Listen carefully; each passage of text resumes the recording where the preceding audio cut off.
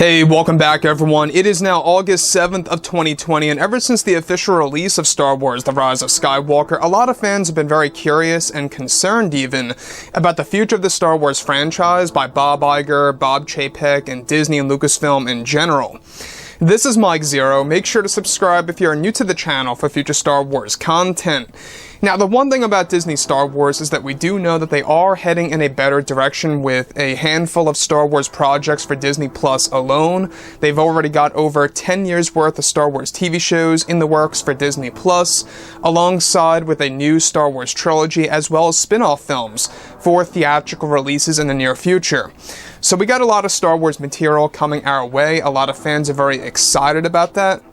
And one thing that a lot of fans have been very curious over is, of course, the reshoots and the rewrites that happened because of Kathleen Kennedy for Episode 9. And what really could have been for The Rise of Skywalker if it were not for Kathleen Kennedy changing out a lot of those deleted scenes and putting new ones in that J.J. Abrams, George Lucas, and Chris Terrio were all working on. You know, make no mistake, is that George and J.J. were really going to deliver a far superior version of The Rise of Skywalker prior to Kathleen Kennedy. There's no doubt about that. Now, when we look at Episode 9's final cut, obviously there's a lot of flaws in there. We've seen a lot of problems with this movie, and a lot of people have different opinions on the specific ending of the film. However, when it comes to one of the original endings of Episode 9 from one of the original cuts of the movie, this is where things begin to get pretty intense for key characters in the Skywalker saga. Now, since the very end of the Skywalker saga, many fans around the world have been very curious about what could have been for The Rise of Skywalker if Kathleen Kennedy did not change and delete dozens of scenes during the first and second phases of reshoots and rewrites. Now, it's described that Bob Chapek, the new Disney CEO, is pushing for the JJ/Lucas cut to arrive on Disney Plus sometime in 2023 that will include these dozens of scenes that were, of course, one major scene involved the ending, or the original ending, if you will, from one of the cuts of the movie that involved Ben Solo, Anakin, and even Rey. Now, one of the sequences involved the original transition from Kylo Ren into becoming Ben Solo. It's described that in one of the cuts of the movie, Kylo Ren would be visited by Anakin Skywalker's Force Ghost within the very depths of the second Death Star, where Anakin was going to tell him the truth about Palpatine and the dark side of the Force, as well as the secrets of Darth Vader, which once consumed him as well. These lessons were originally going to be told by Anakin to Kylo Ren, where Ren would be given a moment of clarity and would turn to the light side of the Force and become Ben Solo once again. This is where Ben Solo would now visit the Millennium Falcon in a later scene where he would actually find his old Jedi robes stored below the deck of the ship and would change into becoming who he once was, the student of Luke Skywalker.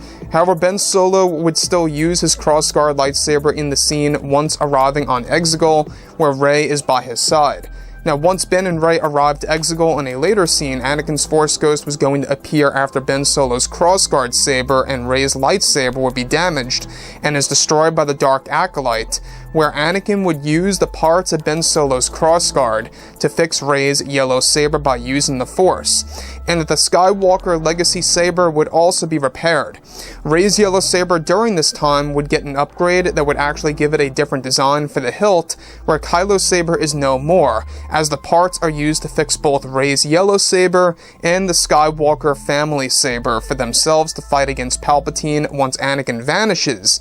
It's described that he actually gives them a boost of energy from the netherworld of the Force by using his hands pressed against their backs to fight the Acolyte effortlessly. The saber reforged scene was going to actually be listed as a grand scene that would involve a new theme by John Williams that was going to be a mixture between a new theme dubbed the Skywalker theme and the Chosen One, mixed together to create a magical score for the audience to hear. Now, the saber reforged scene, this was going to be a very complex scene that was going to involve tons of CGI and tons of practical effects that fans have never seen before on the big screen. They were really going to make things quite next level when it came to the next generation technology that J.J. Abrams and George Lucas really wanted to use.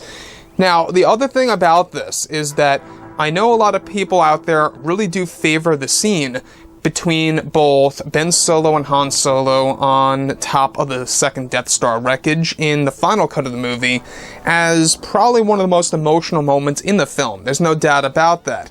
But one thing I will say is that in the original cut of the movie, or at least in one of the original cuts, in that specific ending between Anakin and Ben Solo, where Ben Solo really realizes exactly who Darth Vader once was before he became Vader, and how that gives him that moment of clarity to realize that the dark side is not the way, that to me sounds all the more powerful. I don't know about you guys, but it sounds a little bit more powerful, to me at least, than the Han Solo vision, which really isn't an actual person.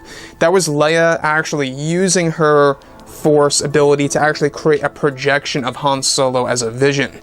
So with that being said, guys, drop a comment below. Let me know what you think about all of this in the comments, and if you guys did enjoy the content for today, do make sure to drop a thumbs up on this video to support the channel. I thank you all so very much for the kind support, and I'll catch you guys next time.